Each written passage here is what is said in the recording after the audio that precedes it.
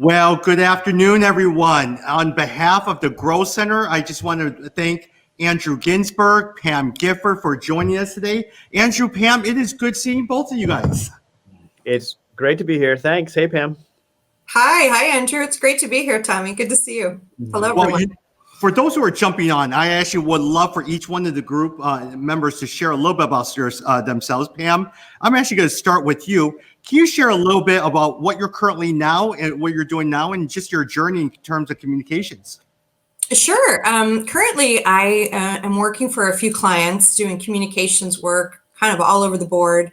And that's following 7 years I was home with my daughter. I was a stay-at-home mom, moved to where I grew up outside the Chicago suburbs, and kind of poured into the community, did a lot of volunteering, but I missed the work I do. I love telling stories. I love communication. So kind of organically came back to a few clients, including Resource Global and many others. So before that, though, I had a career in corporate communications. I was on the West Coast with Hill and Knowlton Communications. I joined a client, HP, at the time, telling the story of what they were doing in philanthropy all over the world. So I had a lot of corporate experience on the West Coast.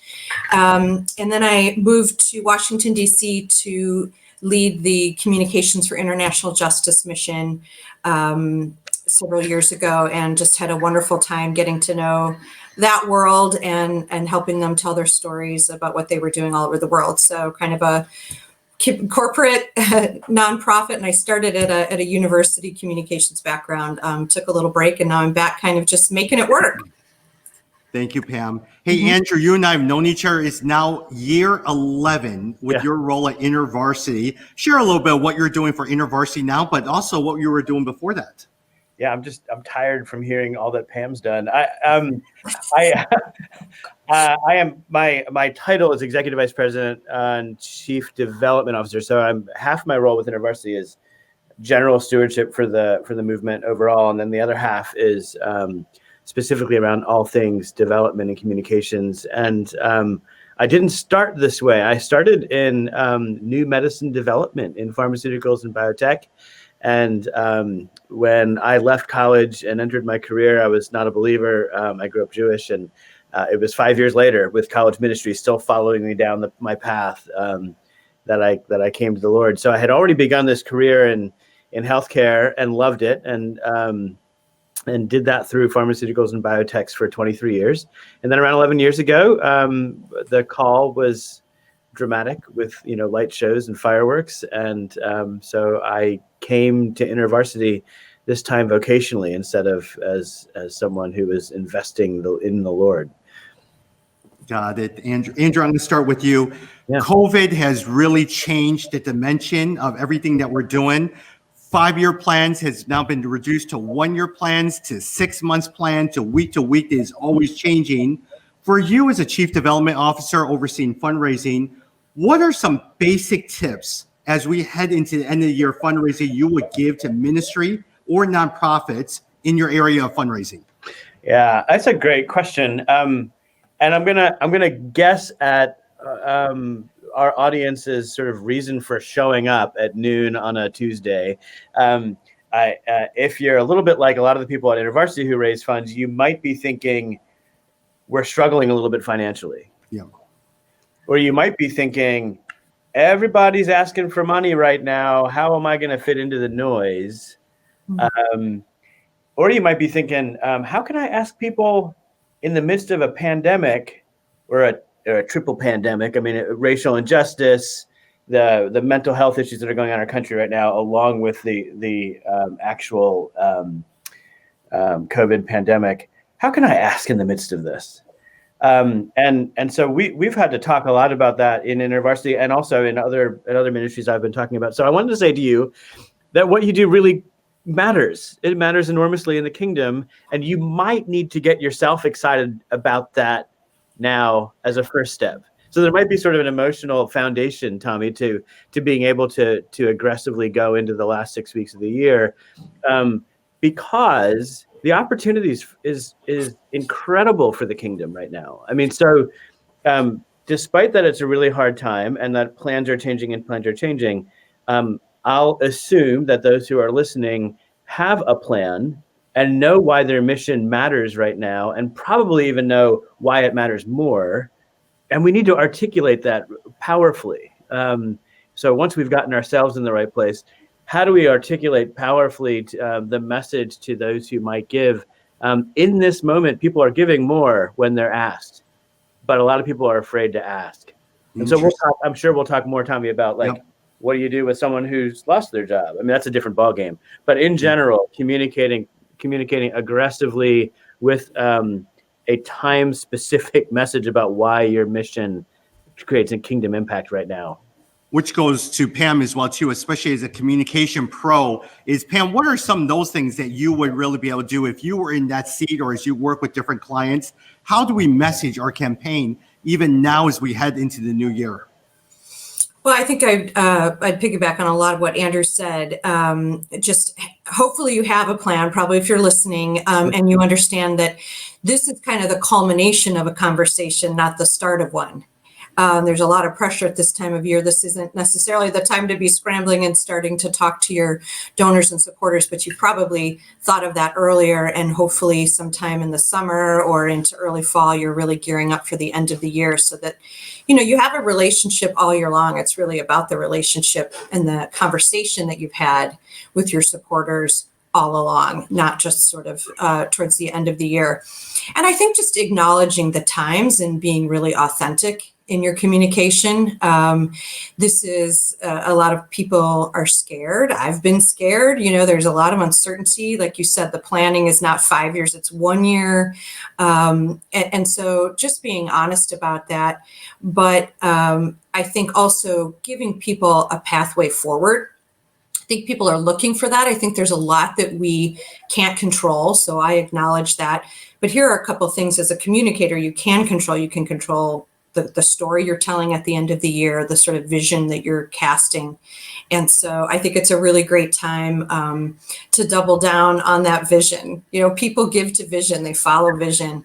And, you might have been communicating it all year, but what a great time to say, this has been a little crazy, but here's where we're going. And here's how we think we're going to get there. And it's not going to be easy, but I think giving people a pathway forward is really great, especially at this year. Yeah. Got it. You mentioned a lot of times the vision, the pathway forward, everything like that. Do you also talk about the challenges, Pam? Do you talk about here's what we're doing, here's how we're cutting, or here's where we're struggling? Or would you recommend that, hey, man, I would really recommend more of the vision and a lot of times the solutions to what we're trying to do? Definitely being authentic. I very much skew to the being very authentic and transparent. And actually, Tommy, I think you do this very well. Just say sort of, this is where we are. This is what's going well. These are the great leaders we have in place in different parts of the world. If you work at a global ministry or whatever it might be. And but this is the hard part. This is the challenge, and not shy away from being really honest about that. I think that builds trust, and you're pulling back the curtain. That's kind of what we're doing for Resource Global. One of my clients at the end of this year, we're doing like a state of the mission, like pull back the curtain. Here's where we are. This has been a difficult year, but here's where here's how we can set ourselves up well for next year. This is what we're thinking. And it's, inviting them into the conversation of how we are moving forward. So I would definitely, skew to the being very transparent. Don't hide the challenges. Yeah. Andrew, I'm not sure what you think. A lot of times I always tell Pam is when I communicate with our donors, I like to be very honest about our struggles, our issues, but here's where we're going and how we're going to cut it, because our donors are part of the network and the family, and they know that everything is not going to be perfect. But can I show them what we're trying to do to pivot, but realistic solutions? What do you think? Yeah, I'm not going to blow against the wind of authenticity or integrity. That absolutely is a foundational starting place. I would say this: what we can do in our investment to be sort of overly present to the issues we're having in the organization is to forget the end goals of what we're doing and the impact of what we're doing. And so, absolutely tell the truth. And I don't mean that silly. I mean, explain the landscape of what's happening in the organization. And we believe that we can do this and it will have these impacts. Pam said, people give. So people give to vision. People also give to change lives and save lives.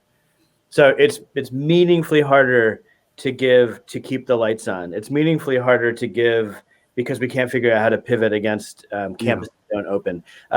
So you say, campuses aren't open. This is really hard. We're trying to figure out at InterVarsity how we're gonna minister to students on campus when they're not. That's really tough.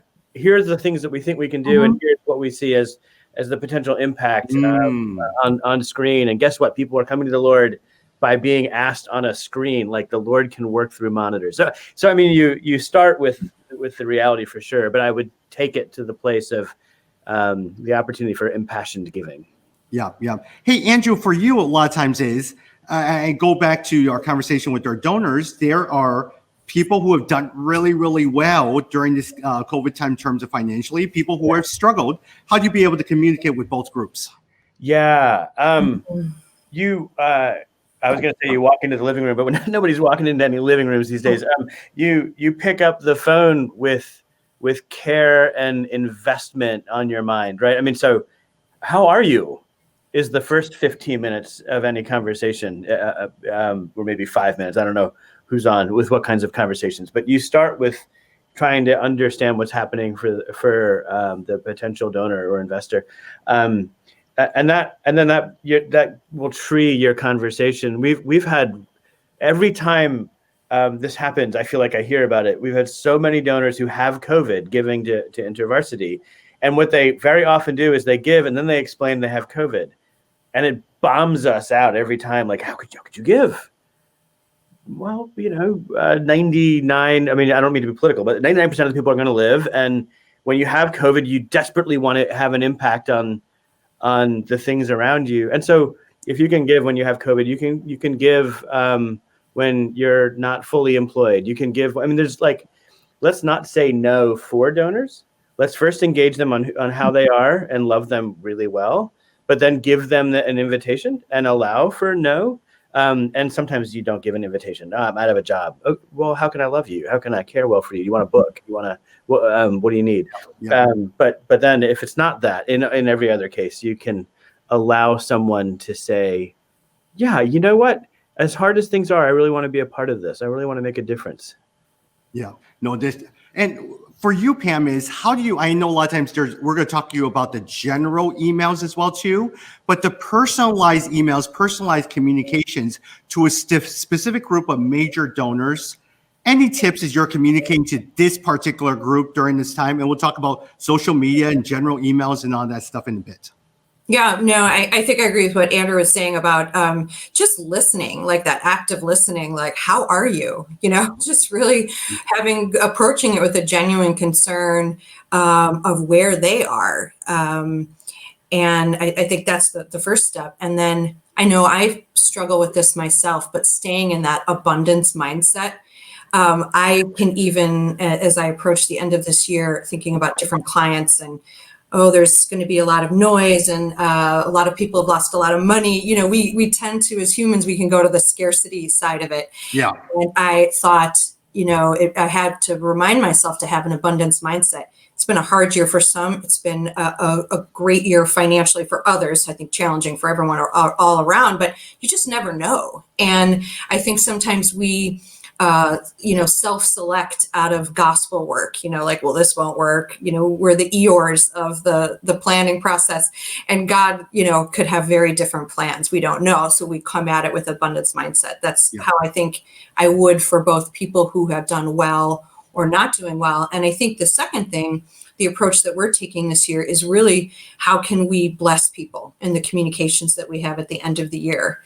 So, we've been looking back at some of the great teachings from the last year at Resource Global, some of the things from earlier events, and we're putting those together and we're going to share them during the week of Thanksgiving just to bless people. It's not to ask them for money necessarily. It's just this enlightened us as a staff, as a team. So we thought you would like this. So that's part of coming at it and agree with what Andrew said, just really finding out where they are and going on that journey with them. With the general emails or a lot of times general communications, Pam, what is your recommendation?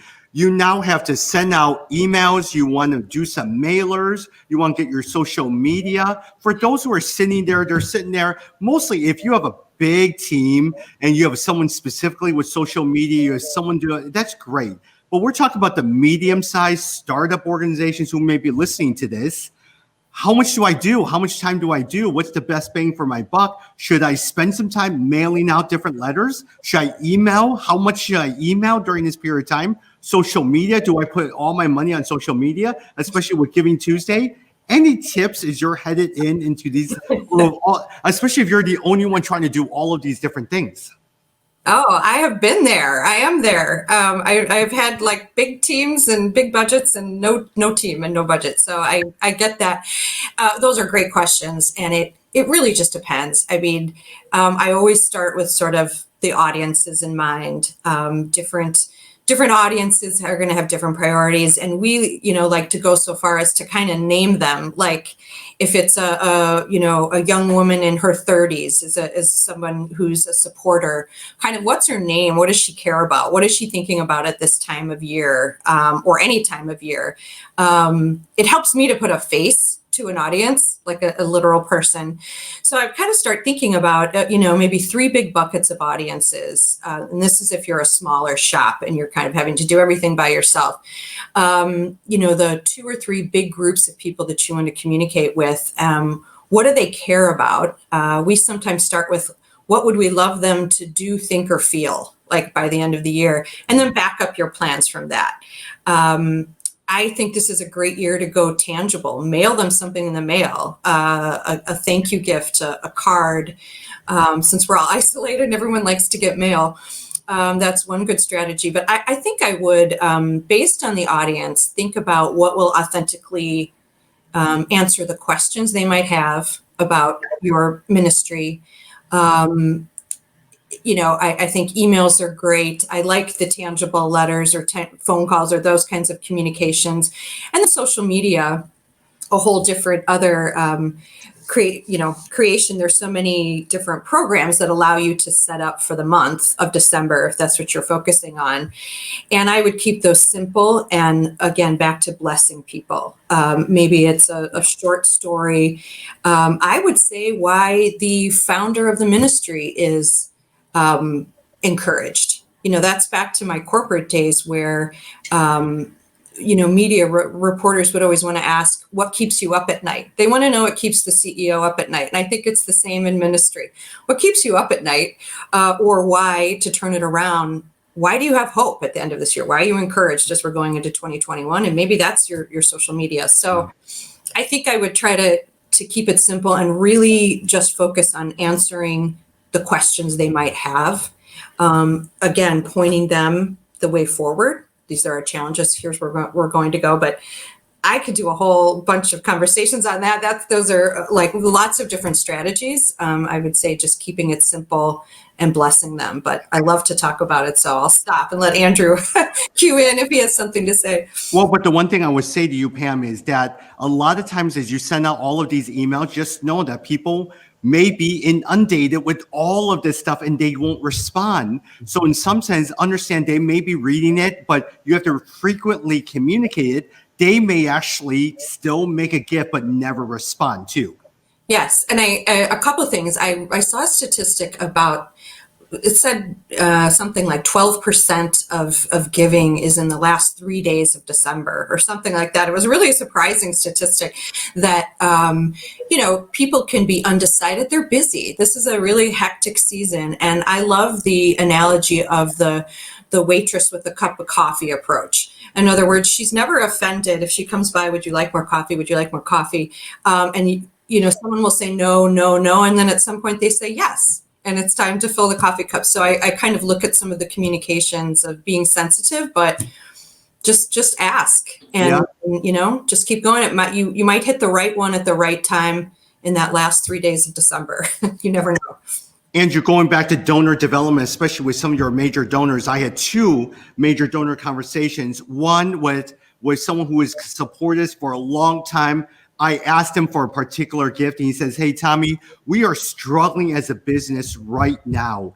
I'm not saying no, but you've done a good job of communicating to us. And so come back to me in mid-February, or no, mid this November, and I want to let you know if I could do it or not." Totally great. Another person says, "Man, we are stretched out in our commitments. So this year it will have to be a no." And so in some sense for you, I mean, you and InterVarsity have done a great job of really be able to cultivate and honor donors, but yet at the same time, and for those and being their friends, but for those, how do you pivot from cultivating, caring for donors, and knowing when to make an ask? What would you say to that, Andrew?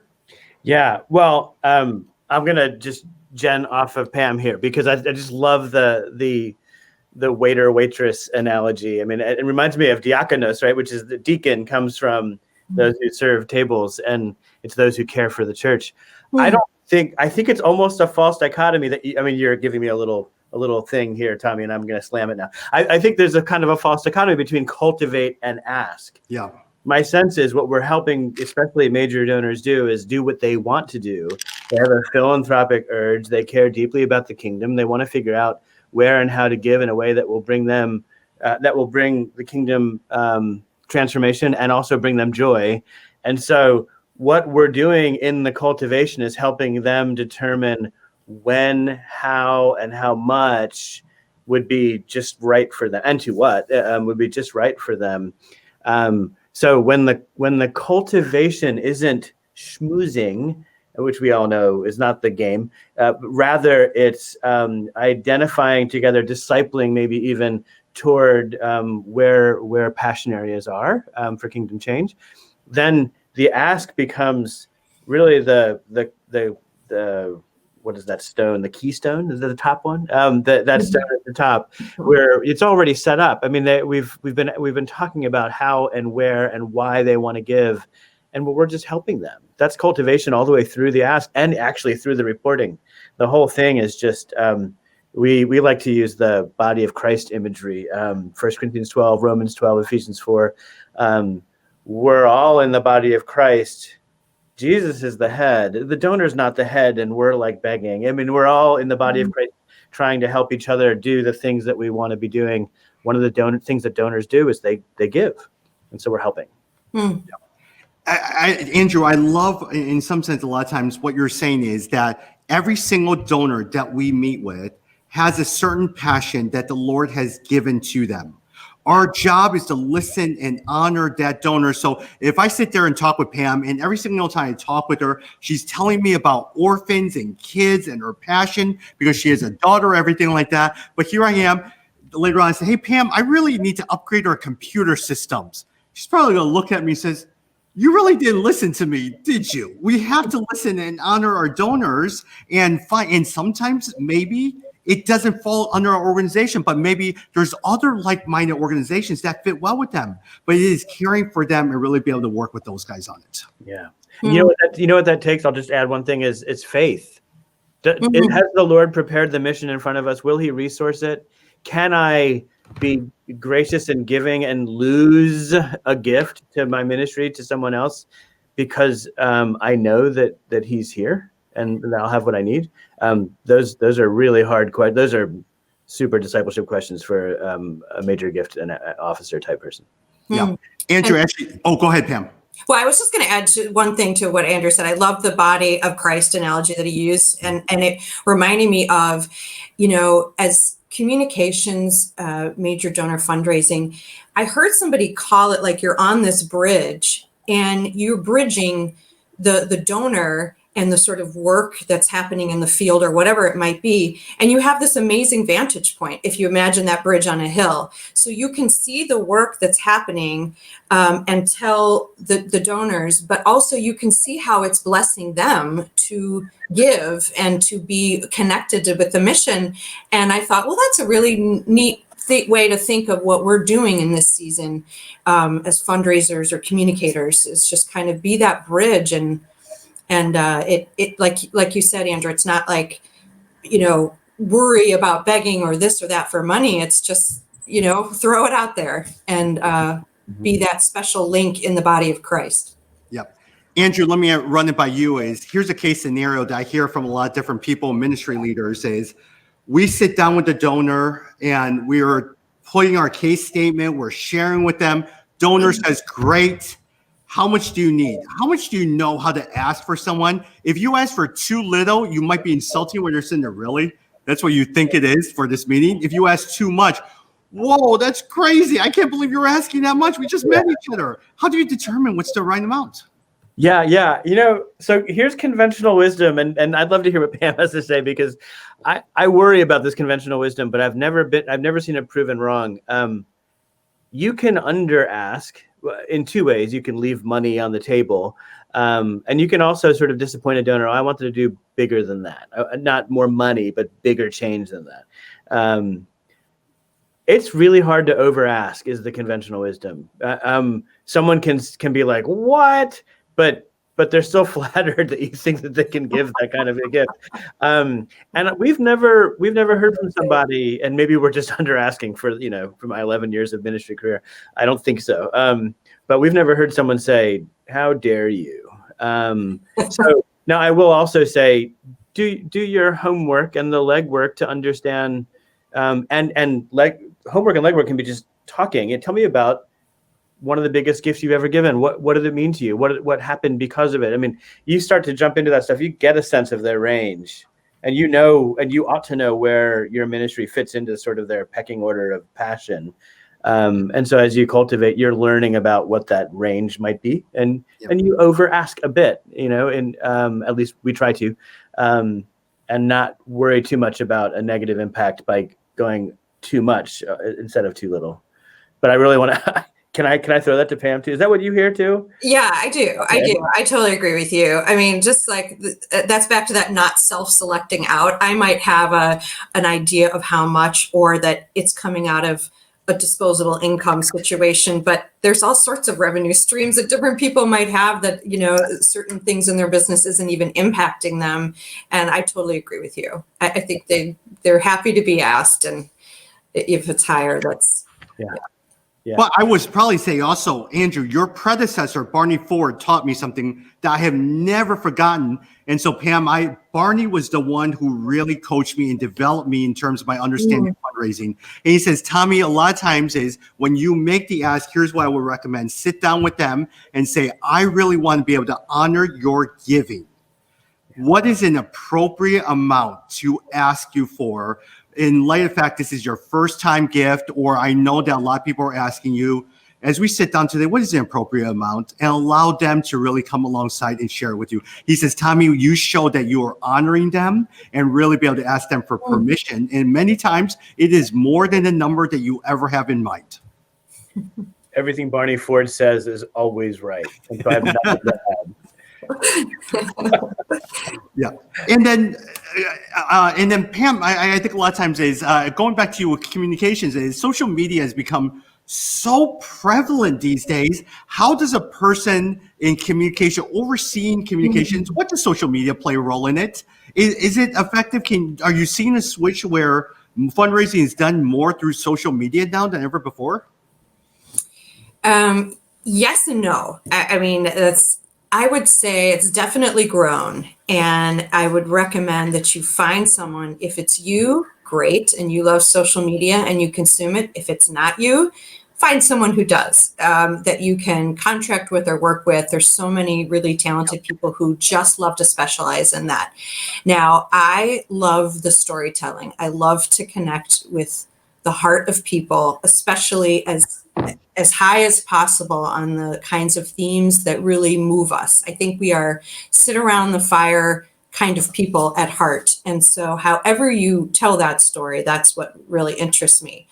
I don't love social media. I will come out of the closet and say it just, personally, to consume it. I think it just steals our time and attention, maybe not necessarily always in the healthiest ways if people don't control it.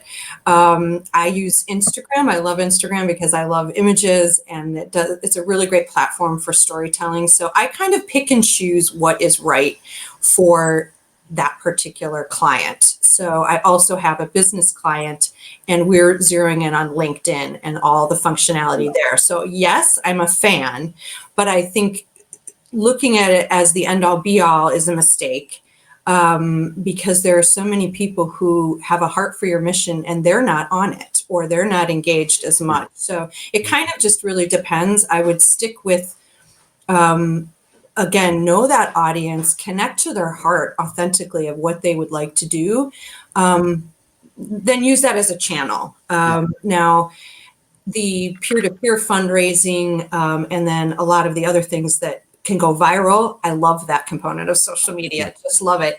And I usually find somebody who lives on social media and they love that, and they help us build that particular aspect of the program, because they know it. It's their oxygen. It might not be mine, so it would be a mistake for me to try to do it. But I know I definitely see the importance, but I still elevate the connecting with the heart the highest. So a practical tip that Pam mentioned is that she does not resonate as much with social media at times. It's not like she's on Instagram and Facebook all of the time. And so with that said, especially if you're the only person on your team, don't do it, because it's just going to drain you and you're just going to avoid it. And so outsource it to someone who fits within your DNA and have them do it, because sometimes that person may love doing social media, may love creating messaging and all of that stuff, and you're working with them in light of the story as well too. Andrew, you tend to have a bigger team as well too. With InterVarsity, are you guys doing more and more fundraising on social media, or are you saying there, man, we're just using it to tell stories, but not as much fundraising? Yeah, that's a great question. We're doing more and more, and that means it's 1/250th of our income right now. So more and more isn't a lot. More and more is just more and more. Now there are some. Well, you asked social media. Some of the college ministries are doing a kind of a melange of all kinds of communications activities, including direct mail, meaningfully to the point to the level of $20 million a year.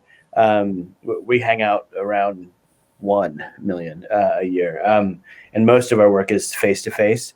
But it is growing, and people are interested, and I think that the kind of the natural progression of things is you start telling stories to people wherever they are, and different generations are in different places, and then you realize there's an opportunity to invite people into something when they've heard a story, and that is a sort of a natural progression. But we're not great at it, and so we're not optimized in it. Got it. Yeah. Go ahead, Pam. I think I was going to say, and like Andrew was saying, also it's part of that mix, and you're meeting people where they're at. I mean, at One Client Resource Global, they have. We have somebody, we want to be talking from a global perspective too. So our social media person is in Jakarta, and she helps me out because she loves social media and she's really good at it and very creative. And also it helps our team be truly global. So, we're just starting to tap the surface, but. Or a lot of times I've been talking with the city-to-city teams for Redeemer, and they said, look, we do not want this to be the Tim Keller show. Monday, we're going to have a Tim Keller sermon. Tuesday, we're going to have a quote from Tim Keller. So we've had to create voices other than Tim. Mm-hmm. And from that point on, share the work of other voices as you build the network as well, too. Yeah. Hey, let's just swing a little bit and talk about practical tips in terms of, Pam, let me start with you. When I say develop a communication schedule, what does that mean to you as you share with the audience?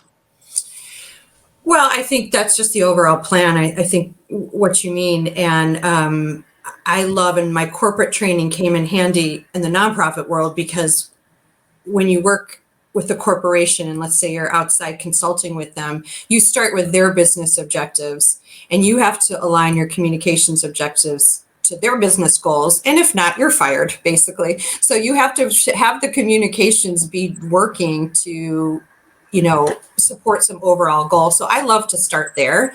Like if the goal of the ministry now is to raise money or to grow into a particular area or reach a certain population, or maybe bring on new staff, whatever it might be, starting there, our communications should work to help support the business goals. So I guess that's where I would start. And then back up from that to what we were talking about of the who do you need? What are the audiences that you need to achieve those goals? And now let's try to invite them onto the team, bring them on the journey. So I start with goals and objectives, strategies down to tactics.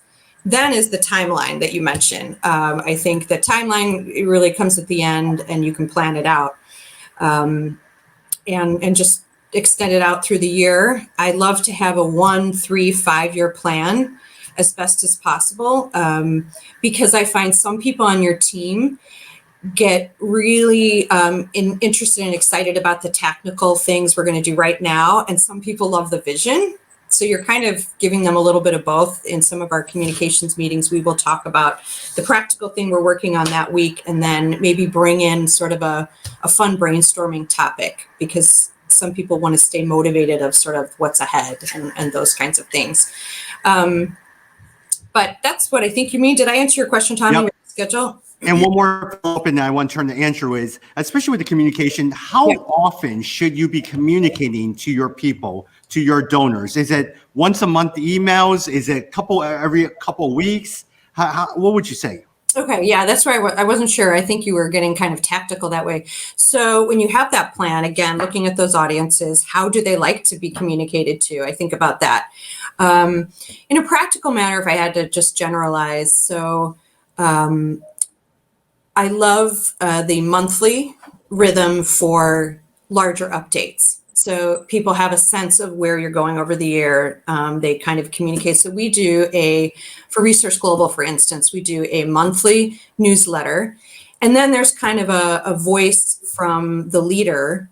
So it's the monthly newsletter forwarded on to a select group of individuals with some more very personal thoughts. And that is that authentic communication. So they're not just getting the the general monthly communication. I mean, you can't handwrite to everyone. That would be lovely if we could, but you sort of give the majority of people that. And then there's a few people that need to stay closer to the mission. And so the founder can forward that email. So that's monthly. Social media, we set up a weekly calendar that had a pattern. So it varies throughout the month, but let's look at it this way. I'll give an example. Monday, we send a quote to start out the week. It's simple. We don't want to do more work on Monday. Again, that's just thinking about blessing them. It's something that helps tee up the week. So Monday is a quote. Tuesday might be information about a podcast that's coming up, or Wednesday could be the podcast itself that we post. Thursday, we usually post about events that are upcoming. And then Friday, again, is that quote or story or picture or something beautiful that sends them into the weekend. So that's kind of an example of how you could set up your social media, which can be sent out a lot more frequently. The email is once a month. And then trying to think of anything else. In the case of Research Global, it would be podcasts popping up all the time that we share in those. So I don't think overdo it. I would focus instead on quality over quantity, to be honest, so that everybody's inundated, everybody's getting too much to read and listen to. So I know one of my goals is that when people see our Research Global communication, they know, oh, okay, this one I could open. Yeah. This is going to be one of quality. They don't spam me. They're not just sending a bunch of garbage. It's well written, well put together. So less is more, and edit, I guess, would be the thing. Yeah. Andrew, another practical question that I hear from a lot of different people, especially in the ministry aspect, is, you guys have talked to me, is when you sit down with a donor and make sure you document in your notes what that conversation was and next steps. Why is that important, Andrew? Well, so you're on a mission with the donor, and we're walking down a path together. And if you step on the first cobblestone and then you come back a month later and you don't know what cobblestone you stepped on, you can't take the next step onto the next cobblestone. So you just start over again, right? So it also is it doesn't give dignity to the person you're speaking with. So they're giving you information about their lives and their investments and their passions. And so you want to know what that is, think through in preparation for the next meeting, what that might mean about their overlap with what you're offering, which is cultivation toward a kingdom impact. And then you can take that next step.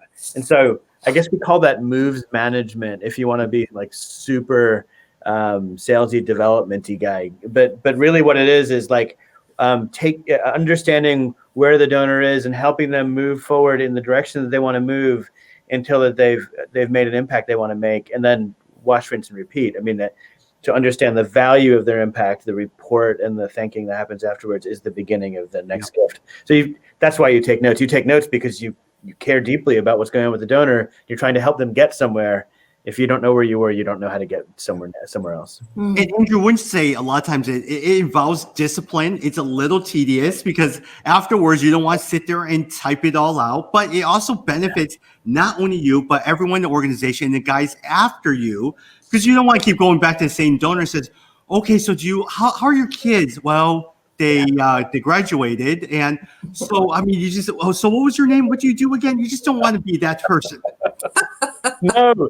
And this is so easy for me to say because I don't have to take the notes after the meeting anymore. But transform your thinking from, I got to do the paperwork to, I can't wait to figure out what I can do with this person. Lord, what do you have for them that will bring them joy and make a kingdom impact? That's cool. Yeah. You take a note for that. Yeah. Hey, actually, Pam, I'll have to tell you, one of your former teammates, one time I sat down with them and I asked them this question. So tell me a little bit about yourself. Tell me about your kids and what you're doing and everything. And he says to me, surely you probably didn't do your homework before meeting with me. Oh, well. So I've learned to really be able to watch and how to navigate through some of those conversations. Yeah. No, that's so true. And Andrew's so right. I mean, it's just got to be, you have to be listening, and it's okay I forget that stuff all the time. I mean, I have little crib notes all the time where I'm like, has 2 children, and I put the name down and everything because I just forget. And it doesn't mean I don't care. But I do feel so good then to go into that conversation, having to review that. I feel like I'm right back where we just ended. Yeah. But with that, so wouldn't you say, guys, I mean, when I say document your notes, does not mean you put it in an Excel spreadsheet. You got to find a good CMS system that is company-wide that everyone has access to see some of those, not the private notes, because if it's on your personal spreadsheet, once you leave, the whole thing is gone. If something happens to you, the whole thing disappears. Well, we're a 78 or 9-year-old organization. That's 125 million a year. And this June, we installed our first CRM. Yeah. Wow. So I agree. And I still have egg on my face for not having done it way earlier. Pam, let me ask you a quick question, and then I'll go back to Andrew. I hear so many different ministry leaders who says, man, we're just doing good work. I just don't have time to communicate or share people what's going on. What would you say to that person? I don't understand that, but no, I think it's that bridge, that position as the bridge again. You have to, you're blessing the work that you're doing by sharing the story. I mean, it's not just for fundraising. I remember Gary Haugen at IJM talking about it as the stories are blessings. I mean, it is to bless all the people who want to be involved in the work of justice in the world. Yes, we use it in fundraising, but we used it in a lot of different ways. Also, just to tell those stories, because to tell the truth, to tell stories of what God is doing in the world, the redeeming work he's doing in the world is blessing. And it's part of that body of Christ. And as storytellers, you have that particular role. So, I mean, take aside just the practical nature of that. And in fact, starting at IJM, I was like one of the first communications people, and they were all lawyers. And so you can imagine that's like, no comment, don't tell any story. They were doing this wonderful work. And I said, but we have to tell these stories. This is part of what is going to bring people in. And they knew that. But I guess I'd rather work for an organization that values the work over just the storytelling, to be sure. And it's sort of your role in the storytelling function to help those wonderful frontline workers understand that maybe they need to pause, take a moment to share this story because it will bless others and actually grow the mission. And one way to do that we did that is as part of their monthly reporting. They might be reporting on different metrics. They had to sort of kick in a story or two. That was actually part of their sort of job description now. And not surprising, I'm biased to storytelling, but of course, as time went on, the field leaders found that was their favorite part of the report. That they really got into it, and they loved telling the story. So it was just kind of getting that baked into the part of your organization. And so for those who are listening in or who will listen to this recording, here's what tangibly also a lot of times what Pam is saying is, and Pam speak into this, is sometimes you could get overwhelmed by the communication part. And so if you wait until the end of the month, it becomes more overwhelming. Do a little bit each day. And maybe once a week, especially these days, do a Zoom call, or in the future, go with your iPhone, do a quick interview, or then you could do a little bit each day so that you don't feel like you're burdened every week or every month to do it, because then you just don't want to do it anymore. Yeah. And I think that's back to that meeting people where they're at and where they like to be communicated with. And it's totally different. I wish there was a one size fits all. And as Andrew probably knows, it's just not. I mean, some people, I think because social media is so easy and convenient and expected, it's nice for the people that's their oxygen. They're on social media to just a little bit all the time. That's a great way to do more. And then, probably the supporters and donors, they want either one big conversation or they would like one big printed book at the end of the month or whatever it is. And I respect that too. I mean, so we've just kind of, as best as you can, you find different ways to communicate to those different people. And I found also that some people really just want to hear stories about the one individual. And we tested this along the way at IJM, actually. And some people didn't want to hear anything about the one in the story, and they loved the numbers. They wanted to know about sustainable impact. So, yeah, we kind of, in each communication, had a little bit of both. So, Andrew, let me ask you a quick question, especially when I say the word fundraising and data analytics, you guys are on the cutting edge. What does that mean to you? Explain a little bit about how you guys have integrated data into your whole pattern of fundraising. Yeah, I think that speaking to the right people at the right time about the right thing is like a lot of it, maybe half of it.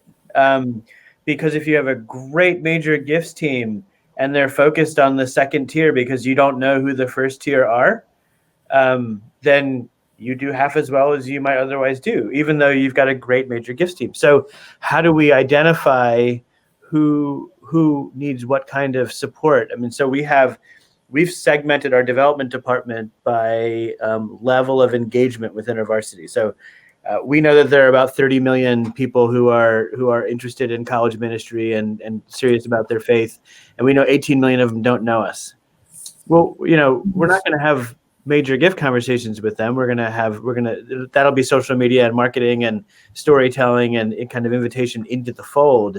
And then if you go in 3 or 4 circles, well, we also have 9,000 people who have given every year for 20 years. Well, those people want to talk about an estate gift because what you've done all your life, you want to do in your legacy also. And so you use data analysis to determine who gets what kinds of conversation and what kinds of story. I mean, even age can really bifurcate the kinds of stories that we tell, or even the language you use around the same story. And so the first thing we did when I came to InterVarsity was we did a data analysis that said, who are the people who have given a gift more than $50,000 and how are they alike to each other, but different from the rest of the database? And then when we found the 7 things, we looked into the rest of the database and found all those people who have those 7 things, but yet hadn't become a major donor, and began to speak to them. And that's what launched our scaling up of our major donor operation, because we knew who to talk to. Yeah. And the correlation was really strong. So it worked. So that's just an example of the importance of data analysis to pick the right people to talk about the right things. 2 questions for each one of you that's unique. For an organization, Andrew, I'll start with you. at what point does an organization, medium-sized organization, need to hire a director of development? And how does that director of development effectively work with the executive director or president? And I'll ask you the same thing with communications, Pam. Is this another 90-minute session we're about to do? I think you need to hire a director of development as soon as the organization is cohesed enough and the vision is big enough that you need to raise significant gifts to make it happen. Mm-hmm. Then the return on investment for that director of development can be high enough, and they can create the income to drive the kingdom impact. Now that's a little bit kind of 40,000 feet in strategic thinking. It really depends on what kind of organization. I mean, InterVarsity needed a director of development right away because every staff raises their own funds. So someone needs to train them, right? Yeah. So it's different from organization to organization for sure. Now, once you have one and I'll say especially a major gift operation, the president becomes absolutely critical. And so when InterVarsity started to do this, the president's job description changed. And now the president spends 25% of their time with major donors because the most significant gifts come in part from the credibility that comes from trusting in the president and understanding that being able to hear the vision from the president because they feel like there's some sort of credibility that will happen as well. And so for those keystone gifts, the president really needs to be involved. Got it. Pam, what about you? Director of Communications, at what point do you begin to say you're an executive director, you're a president of a small organization? As you get bigger, at what point do you realize I need to hire someone to oversee communications? Yeah, it's a great question. I think I would just echo a lot of what Andrew said. And, once the operations is growing at such a way that you need to sustain that, I think also if you have a really specialized ministry or group that are so focused on the work, but nobody's turning back on that bridge and talking to the rest of the body of Christ or the community or whatever to talk about that work, it can get lopsided very quickly. And as I said before, I'm happy. And in my experience, it's been sometimes a tough role to push because they want to hire a whole bunch of other roles. And I understand that more in the field operations. But if you neglect the communications or fundraising for too long, it just gets a little lopsided. Yeah. And then you're not really honoring the work that's going on in the field. You want to sustain that. You want to build that engine, and that's just a vital part of the whole machine. So I'm going to say sooner than later. I don't know the exact amount, but definitely when you start to get some operations that need the sustainability, you need the fundraising and communications. Especially in this day and age, I think a lot of times communication becomes the key to both major donors as well as individual donors and creating awareness. Communication more so than ever before, because guys, I always thought that, hey, look, I'm going to do the best I can and people are going to see it and then people are going to support it. Yeah, that doesn't work. I had to learn how to communicate that. And as an Asian, I'm not used to it because I'm used to just putting my head down and doing my work. I had to learn how to communicate that. That's so true. And that's what I mean by the people that are doing the work in the field, the hard work. They're often people like that. They just want to put their head down. They don't want to share it. And personally, I'd rather have that in an organization that I'm supporting than some clients I've seen or businesses, even in my corporate life, where they had a gigantic, marketing machine and the actual product or the thing was sort of, not much. So it's nice to have that problem where you just have people head down working, but for too long, if you don't get someone in there to tell the stories, it'll not, help their work flourish. Yeah.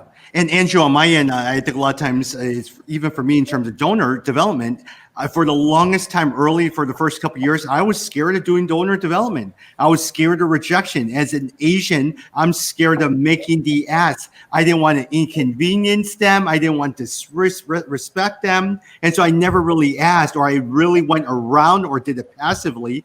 I've learned in the last couple of years is I just have to learn to honor them, but be direct and also be able to be willing to listen to both no and yes at the same time.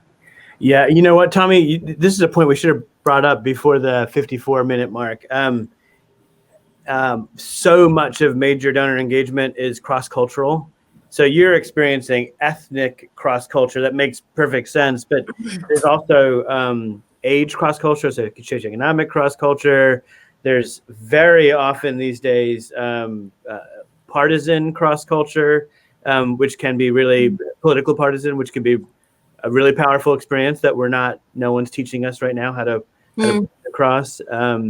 There's lots of crossing culture stuff going on. And so I think in our field, and if not our country ubiquitously, learning how to cross culture and extend grace and love and listen well and not what we call red line is really, really important. Yep. Hey, we're almost done. Andrew, I know you have to run. Any last thoughts for both you guys as we wrap up here? Andrew, I'll start with you. Well, this is a joy. Thanks, Tommy, for including me. I think the one thing I'll highlight again is almost going back to the beginning. Your mission really matters. So because your mission really matters, it's worth figuring out how to communicate what kind of impacts you're making now and why they're urgent, and beginning to communicate that well and invite people into the kingdom impact through giving. It's worth it. There's no need to shy away. Givers want to give, and when there's trouble, they want to give even more. Got it. Pam, last words, last thoughts? Yeah, I'm going to edit down. I was copying a Bob Dahl practice of having like the 5 things, the 7 things. He's still great with his list. So we covered some of them. So now that we're wrapping up, I'll shorten it. But one of the things I didn't mention, especially if you're a smaller ministry, is getting together with the people who are the major donor teams. I see so much disconnect between communications sometimes and the major donor teams. Communications will have something really creative and it's wonderful and it's a really good idea, but it might not be speaking to where the major donor team needs the communications to speak to. So I think them having a essential seat at the table of all your communications and marketing is essential. It seems like they would naturally link up and they don't always do. But the major donor frontline team has the world of information to give. I don't know. I think this season just really showing, not telling. We always say show, don't tell. And if you can just get out of the way and bring people as close as possible to whatever it is in your ministry, the frontline workers, the people you're impacting, what's keeping the director motivated and exciting despite all the challenges in this season? That's what I want to know when I'm giving, like, where's the glimmer of hope? And I think we tend to just go to a bias of hope. And I think humans are wired that way by God. We tend to gravitate to hope over despair. And it's that story of the concrete and then that plant that breaks through. I still love that one. I mean, it seems impossible. And yet here comes that bit of grass through all of that concrete. And I think that those are the stories that you look for right now in this kind of very strange year. And people will appreciate that honest look.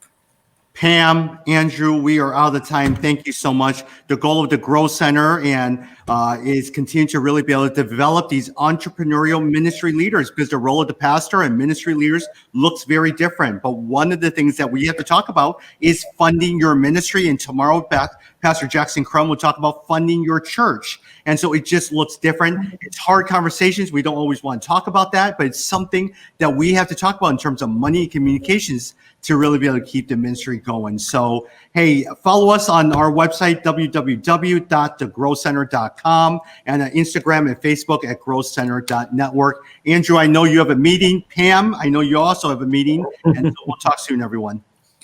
Yeah, thank you, Tommy. Thank you, Andrew. It's a pleasure. Yeah, absolutely. Bye, everyone.